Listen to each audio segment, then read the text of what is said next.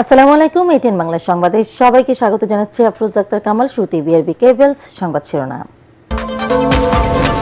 ধানের শীষের পাশাপাশি গণভোটে হাঁয়ের পক্ষে ভোট দিতে হবে, রংপুরের জনসভায় তারেক রহমান। ক্ষমতায় গেলে দ্রুত তিস্তা ব্যারেজ নির্মাণের অঙ্গীকার।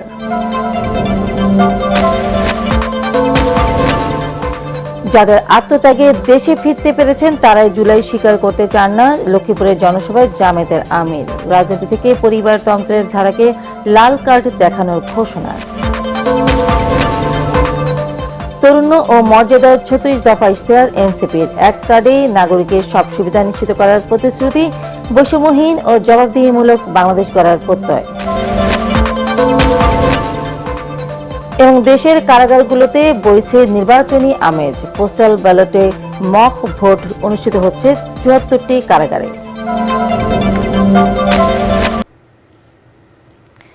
শুনছিলেন বিআরবি কেবলস সংবাদ শিরোনাম। এবার বিস্তারিত।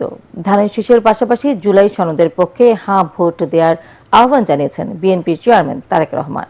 রংপুর শহরের ঈদগাহ মাঠে নির্বাচনী জনসভায় তিনি বলেন, সময় এসেছে বাংলাদেশের মানুষের ভাগ্যের পরিবর্তনের। রংপুর অঞ্চল নিয়ে দলের পরিকল্পনার কথা তুলে ধরে ক্ষমতায় গেলে যত দ্রুত সম্ভব তিস্তা ব্যারেজ নির্মাণের ঘোষণা দেন বিএনপি চেয়ারম্যান। রংপুর থেকে মোহাম্মদ মনিরুজ্জামানের ক্যামেরায় বিস্তারিত জানাচ্ছেন বিশেষ প্রতিনিধি মইনুল আহসান।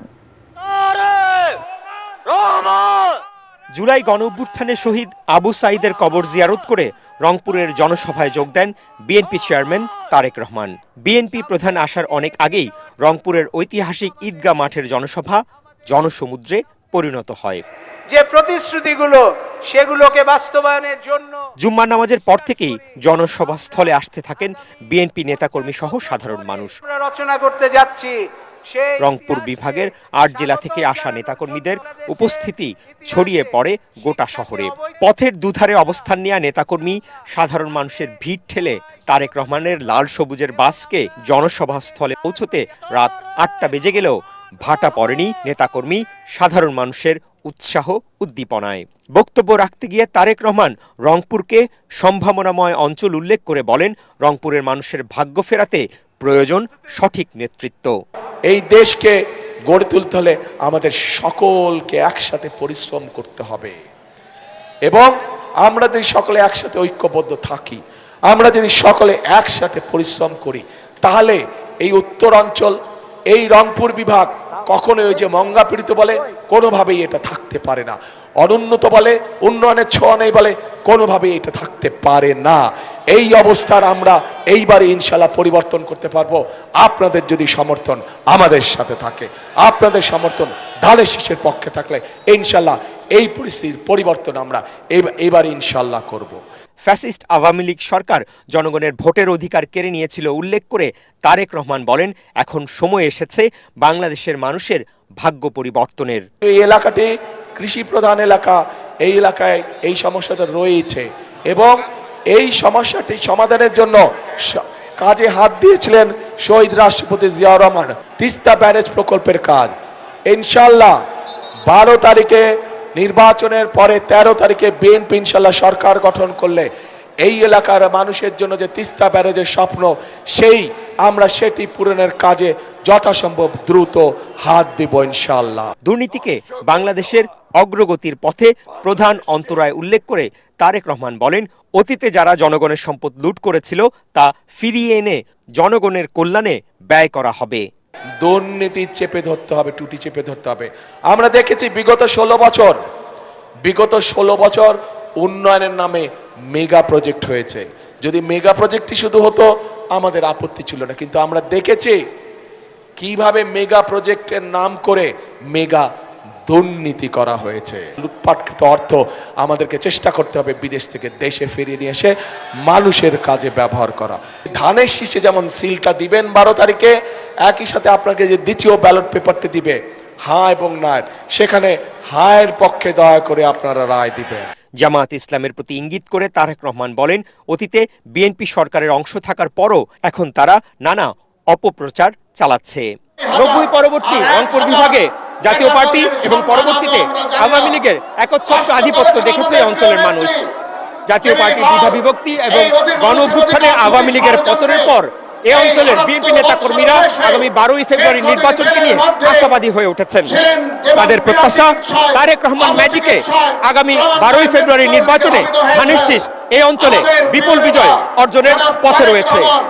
মইনুল হাসান, এটিএন বাংলা, রংপুর। যাদের আত্মত্যাগের কারণে অনেকে দেশে ফিরে এসেছেন, এখন তারাই জুলাই স্বীকার করতে চান না, বিষয়টি লজ্জার বলে মন্তব্য করেছেন জামায়াতে ইসলামীর আমির ডাক্তার শফিকুর রহমান। ফেনী, নোয়াখালী, লক্ষ্মীপুর ও কুমিল্লায় আয়োজিত নির্বাচনী জনসভায় তিনি বলেন, দেশের রাজনীতিতে অতীতের পরিবারতন্ত্রকে লাল কার্ড দেখাতে চায় জনগণ। নতুন বাংলাদেশ বিনির্মাণে 11 দলীয় জোট প্রার্থীদের বিজয়ী করতে নেতাকর্মীদের ভোট কেন্দ্র পাহারা দিয়ে ফলাফল নিশ্চিত করে ঘরে ফেরার নির্দেশ দেন জামায়াত আমির। আমাদের প্রতিনিধিদের পাঠানো তথ্য ছবিতে আরো জানাচ্ছেন মাসুদ রানা। বারবার উচ্চারিত করে চট্টগ্রামে নির্বাচনী সফরের অংশ হিসেবে ফেনী সরকারি পাইলট উচ্চ বিদ্যালয় মাঠে জনসভায় যোগ দিয়ে দিনের কর্মসূচি শুরু করেন জামায়াতে ইসলামের আমির ডাক্তার শফিকুর রহমান। এই সময় তিনি বলেন, ভোটে জয়ী হলে দেশের রাজনীতি থেকে পরিবারতন্ত্র মুছে দেওয়া হবে। অতীতের বস্তা পচা রাজনীতি যেটা ফ্যাসিবাদ উপহার দিয়েছে, একনায়কতন্ত্র উপহার দিয়েছে, দুর্নীতিতে দেশকে চ্যাম্পিয়ন বানিয়েছে, ডুবিয়ে দিয়েছে, ওই রাজনীতিকে আমরা লাল কার্ড দেখাতে চাই। পরে লক্ষ্মীপুরে আদর্শ সামাদ উচ্চ বিদ্যালয় মাঠে 11 দলীয় জোটে নির্বাচনী জনসভায় জুলাই যোদ্ধাদের কারণে কারো কারো দেশে ফেরা হলো, এখন তাদেরকে অবহেলা করছে বলে অভিযোগ করেন জামায়াতের আমির। যাদের কারণে অনেকের দেশে ফিরে আসা, যাদের কারণে নির্বাচনের কথা বলা, যাদের কারণে দেশ শাসনের কেউ কেউ কারো কারো স্বপ্ন দেখা, তারা তাদেরকে অস্বীকার করছেন। লজ্জা, লজ্জা, এটা মেনে নেওয়া যায় না। জনগণ যদি তাদের পবিত্র মূল্যবান ভোট দিয়ে এই জোটকে, এই ঐক্যকে নির্বাচিত করে, আমরা কথা রাখবো ইনশাআল্লাহ। আমরা যুবকদের স্বপ্নের অগ্রগামী বাংলাদেশ দেখতে চাই। কুমিল্লা লাকসাম স্টেডিয়ামের নির্বাচনী জনসভায় শফিকুর রহমান বলেন, ফ্যাসিবাদ মুক্ত বাংলাদেশ গড়তে হলে জুলাই যোদ্ধাদের আরও কাজ করার সুযোগ দিতে হবে। এরপর টাউন হল মাঠে জনসভায় তিনি বলেন, জুলাই পরবর্তী সময়ে জামায়াতে ইসলাম কোনো মামলাবাজি করেনি, তবে অন্য একটি দল নীরবে চাঁদাবাজি করেছে। জনগণের ভোট নিয়ে কেউ যদি অন্য কোনো চিন্তা করেন, এই যুবকরা সিংহ হয়ে গর্জন করবে। সিংহের থাবা সামাল দিতে পারবেন না, সুতরাং নিজের চাওয়া কারো বুকের দিকে হাত বাড়াবেন না। সে স্লোগান হচ্ছে, আমার ভোট আমি দিব, তোমারটাও আমি দেব না, এই দিন এখন আর নাই। এ সময় প্রত্যেককে গণভোটে হা ভোট দেওয়ার আহ্বান জানান জামায়াতে ইসলামের আমির। মাসুদ রানা, এটিএন বাংলা। বৈষম্যহীন ও জবাবদিহিমূলক বাংলাদেশ গড়ার অঙ্গীকারে 36 দফার নির্বাচনী ইশতেহার ঘোষণা করেছে জুলাই অভ্যুত্থানের মধ্য দিয়ে গড়ে ওঠা জাতীয় নাগরিক পার্টি এনসিপি।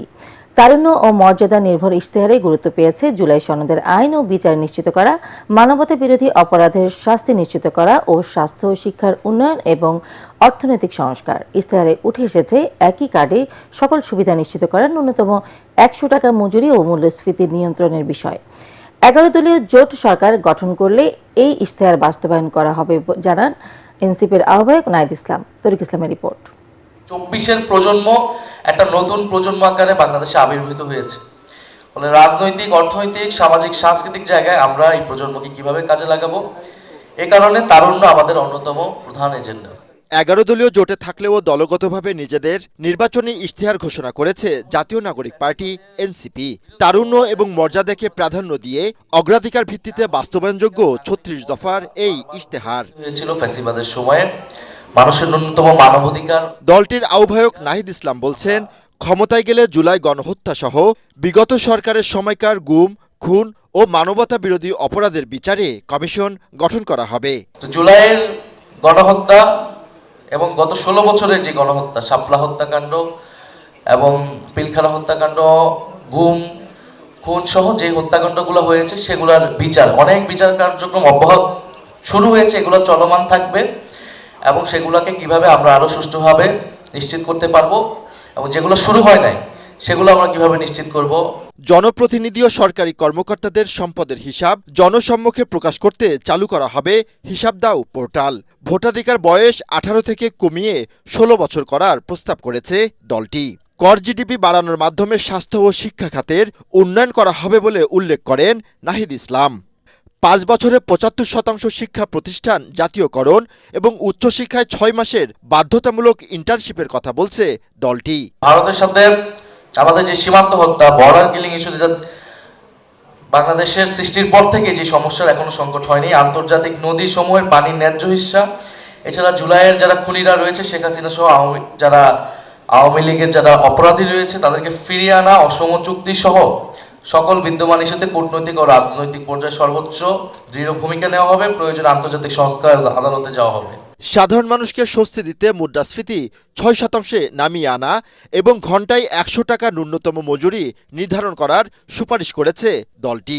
এছাড়া টিসিবি ট্র্যাকের লাইনের পরিবর্তে ডিজিটাল কার্ডের মাধ্যমে পণ্য প্রদানের ঘোষণাও স্থান পেয়েছে ইশতেহারে। আমরা বলতেছি যে একটা ইউনিক কার্ড আমাদের দরকার, নাগরিক কার্ড, যেখানে এনআইডি যেটা আমরা সেটাকেই একটা নাগরিক কার্ড হিসেবে, যেখানে আমার সব ধরনের সুযোগ সুবিধা সেই একটা কার্ডের মাধ্যমে প্রত্যেকটা নাগরিক পাবে, তার জন্ম থেকে মৃত্যু পর্যন্ত তার একটাই আইডেন্টিটি হওয়া উচিত।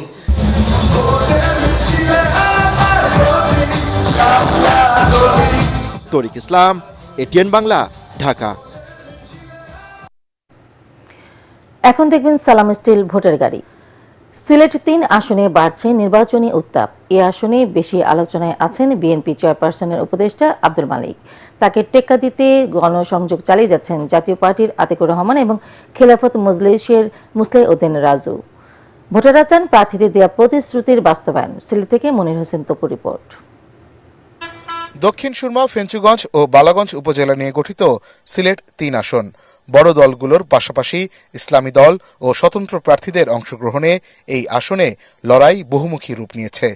তবে এই আসনে মূল প্রতিদ্বন্দ্বিতা হবে বিএনপি, জাতীয় পার্টি এবং জামাতের নেতৃত্বাধীন 11 দলীয় জোটের প্রার্থীর মধ্যে।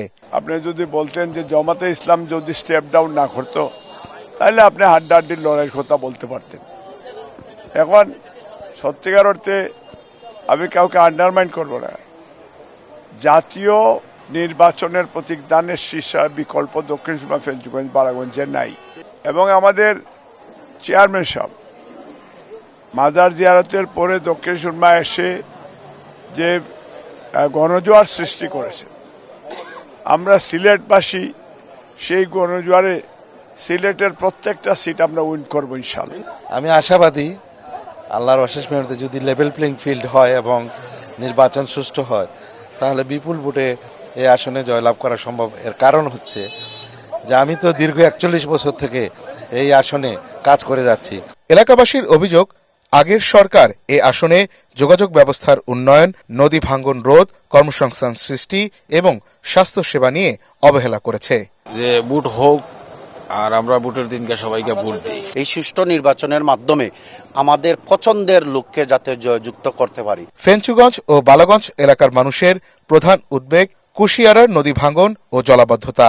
নির্বাচিত সংসদ সদস্যদের কাছে এসব সমস্যার সমাধান চান স্থানীয়রা। মনির হোসেন তপু, এটিএন বাংলা, সিলেট।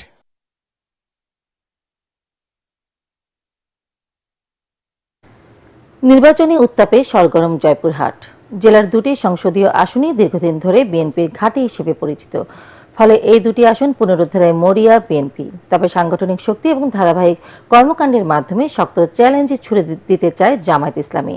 আর ভোটাররা বলছেন প্রতিশ্রুতি নয়, সৎ ও যোগ্য প্রার্থীকেই বেছে নেবেন তারা। জয়পুরহাট প্রতিনিধি রফিক রহমানের পাঠানো রিপোর্ট জানাচ্ছেন আসিফুর রহমান সাগর। পাঁচবিবি ও সদর উপজেলা নিয়ে গঠিত জয়পুরহাট 1 আসনে ধানের শীষের প্রার্থী মাসুদ রানার প্রধান দলীয় ঘাঁটি পুনরুদ্ধারের লক্ষ্য নিয়ে মাঠে রয়েছেন। তাকে চ্যালেঞ্জ জানাচ্ছেন জামায়াত ইসলামী প্রার্থী ফজলুর রহমান সাইদ ও স্বতন্ত্র প্রার্থী সাবিকুন নাহার শিখা। আমি জয়পুরহাট যে মেডিকেল কলেজ স্থাপন করতে চাই, জয়পুরহাটের পাইপলাইনে গ্যাস আনতে চাই এবং পাঁচবিবি যে টেক্সটাইল মিল আছে সেই টেক্সটাইল ইঞ্জিনিয়ারিং ইনস্টিটিউট করতে চাই। নারীর ক্ষমতায়নের জন্য, নারীর শিক্ষা এবং নারীর কর্মসংস্থানের জন্য চেষ্টা করা, তরুণদের বেকারত্ব দূর করা। অন্যদিকে কালাই, খেতলাল ও আক্কেলপুর উপজেলা নিয়ে গঠিত জয়পুরহাট 2 আসনে ধানের শীষ প্রতীকে প্রতিদ্বন্দ্বিতা করছেন সাবেক সচিব আব্দুল বারী। প্রশাসনিক অভিজ্ঞতাকে মূল শক্তি হিসেবে তুলে ধরে ভোট চাইছেন তিনি। তার প্রতিদ্বন্দ্বী জামায়াতে ইসলামীর SM রাশেদুল আলম সবুজ। এছাড়া এবি পার্টির SA জাহিদও প্রচারণায় রয়েছেন। এই এলাকাকে যেমনভাবে উন্নয়ন করা হবে তেমনভাবে কৃষক এবং কৃষি নির্ভরশীল সকলের জন্য সুবিধাজনক বিষয়গুলো এখানে গুরুত্ব দিয়ে এখানে বাস্তবায়ন করা হবে।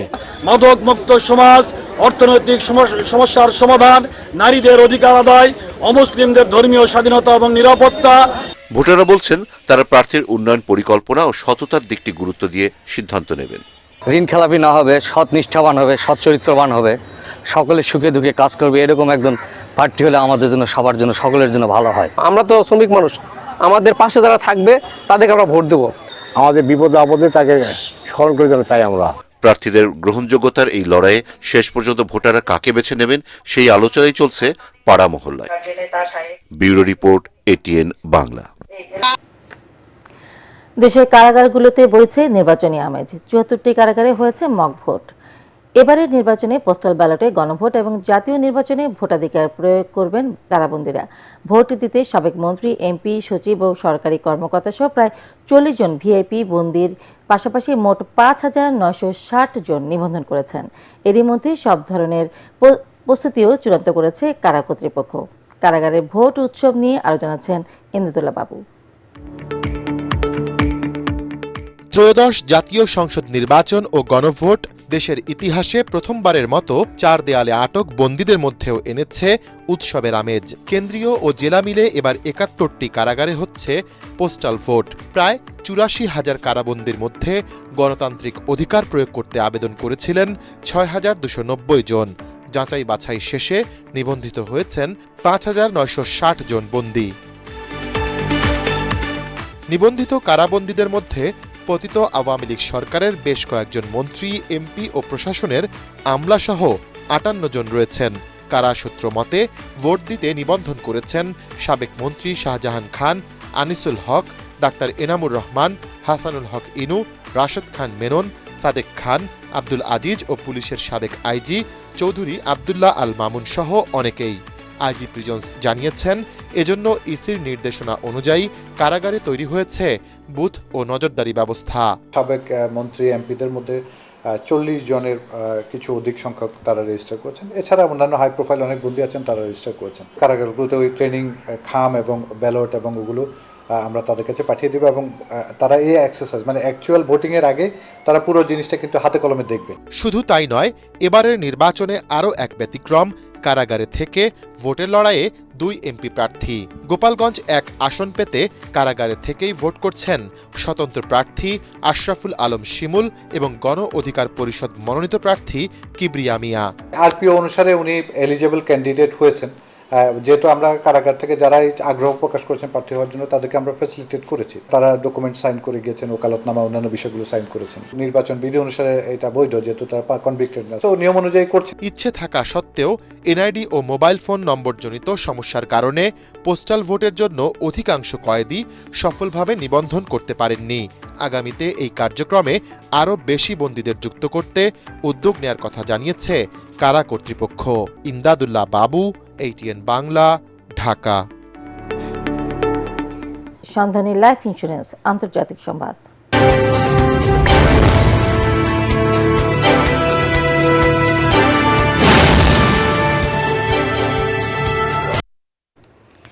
ইরানের সরকার পতন ঘটানোর পরিকল্পনা নিয়ে এগোচ্ছে যুক্তরাষ্ট্র। এর অংশ হিসেবে দেশটির সরকারি অবকাঠামো ও ভবনে হামলা চালাতে পারে মার্কিন সেনারা। এছাড়া দেশটির সেনাবাহিনী সহ অন্যান্য নিরাপত্তা বাহিনীর উপর হামলা হতে পারে। বার্তা সংস্থা রয়টার্সকে নাম প্রকাশ না করার শর্তে এ তথ্য জানান যুক্তরাষ্ট্রের এক সামরিক কর্মকর্তা। এদিকে ইরানের বিরুদ্ধে যে কোনো ধরনের সামরিক হামলার বিরুদ্ধে নিজেদের অবস্থান স্পষ্ট করেছে তুরস্ক। ইস্তাম্বুলে ইরানের পররাষ্ট্রমন্ত্রী আব্বাস আরাঘচির সাথে বৈঠকের পর একথা জানিয়েছেন তুরস্কের পররাষ্ট্রমন্ত্রী হাকান ফিদান।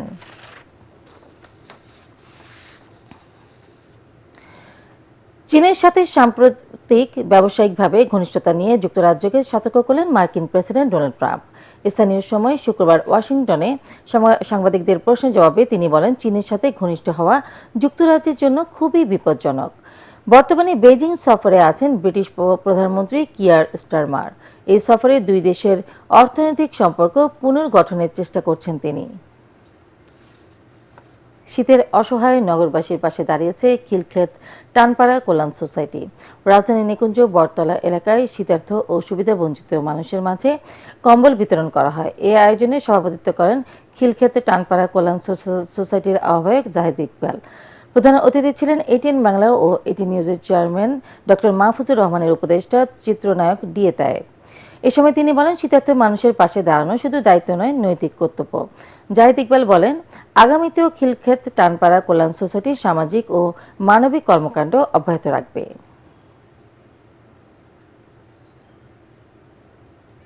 এবার খেলার খবর।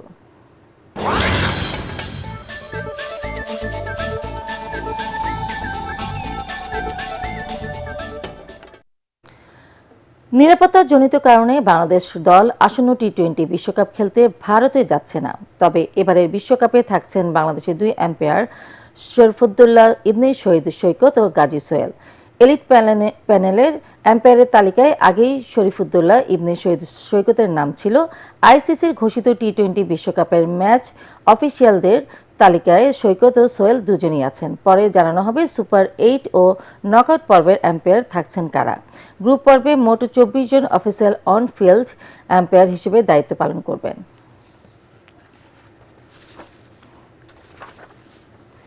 শেষ করার আগে বিআরবি কেবলস সংবাদ শিরোনাম আরেকবার। ধানের শীষের পাশাপাশি গণভোটে হাঁয়ের পক্ষে ভোট দিতে হবে, রংপুরের জনসভায় তারেক রহমান। ক্ষমতায় গেলে দ্রুত তিস্তা ব্যারেজ নির্মাণের অঙ্গীকার। যাদের আত্মত্যাগে দেশে ফিরতে পেরেছেন তারাই জুলাই স্বীকার করতে চান না, লক্ষ্মীপুরের জনসভায় জামায়াতের আমির। রাজনীতি থেকে পরিবারতন্ত্রের ধারাকে লাল কার্ড দেখানোর ঘোষণা। তারুণ্য ও মর্যাদার 36 দফা ইশতেহার, এনসিপির এক কার্ডে নাগরিকের সব সুবিধা নিশ্চিত করার প্রতিশ্রুতি। বৈষম্যহীন ও জবাবদিহিমূলক বাংলাদেশ গড়ার প্রত্যয়। এবং দেশের কারাগারগুলোতে বইছে নির্বাচনী আমেজ। পোস্টাল ব্যালটে মক ভোট অনুষ্ঠিত হচ্ছে 74টি কারাগারে।